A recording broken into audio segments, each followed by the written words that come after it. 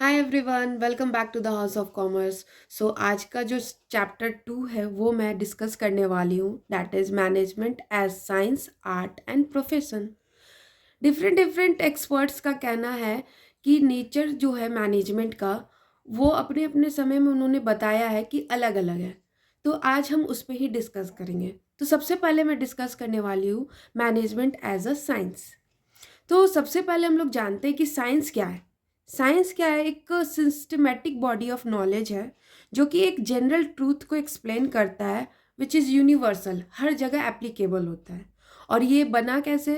तो ये एक्वायर्ड किया गया है, बहुत सारे इस पे एक्सपेरिमेंट किए गए, वेरिफिकेशंस किए गए, ऑब्जर्वेशन किया गया है, तब जाके इसके प्रिंसिपल बनते हैं जो कि यूनिवर्सल है।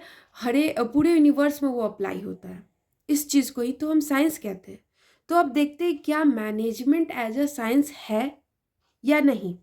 तो सबसे पहले हम लोग इसको चेक करते हैं, systematic body of knowledge. Yes, जो हमारा मैनेजमेंट के भी प्रिंसिपल्स बने हैं ना, ये भी इसकी खुद की थ्योरी है, खुद की ऑब्जर्वेशन है, खुद का वेरिफिकेशन है, और तब जाके इसके प्रिंसिपल बने हैं। तो हम कह सकते हैं कि मैनेजमेंट भी एक सिस्टमेटिक बॉडी ऑफ नॉलेज है।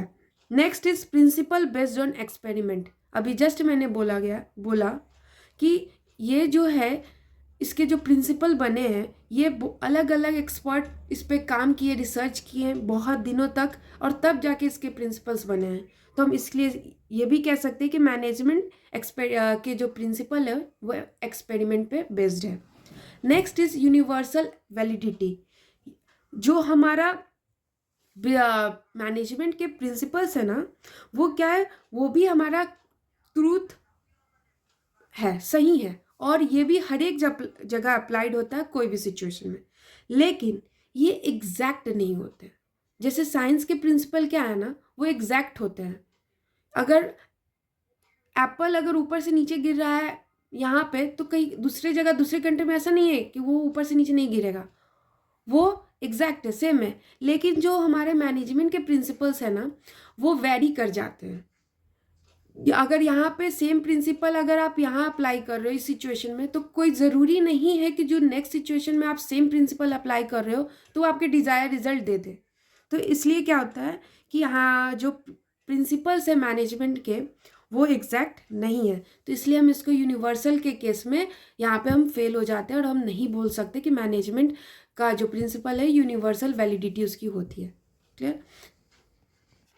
इसलिए हम कंक्लूजन में बोल सकते हैं कि जो मैनेजमेंट का प्रिंसिपल है वो टाइम के साथ चेंज हो सकता है, सिचुएशन के साथ चेंज हो सकता है, और ह्यूमन नेचर के साथ चेंज हो सकता है। इसलिए हम यूनिवर्सल के केस में फेल हो जाते हैं। और इसलिए इर्नेस्ट डेल ने बोला है इसको सॉफ्ट साइंस, इसको बोला कि मैनेजमेंट क्या है, एक सॉफ्ट साइंस है, ये क्योंकि इसके जो प्रिंसिपल हैं वो रिजिड नहीं होते जैसा कि साइंस के प्रिंसिपल रिजिड होते हैं। और इसलिए हम बोल सकते हैं कि मैनेजमेंट एक अप्लाइड साइंस है और इन एग्जैक्ट साइंस है। होप कि आपको समझ में आया हो मैनेजमेंट एज अ साइंस, कि हम लोग दो सिचुएशन में तो क्लियर कर लिया कि भाई एक सिस्टमेटिक बॉडी ऑफ नॉलेज है और एक्सपेरिमेंट पे इसके प्रिंसिपल बेस्ड होते हैं, लेकिन यूनिवर्सल के केस में फेल हो गए।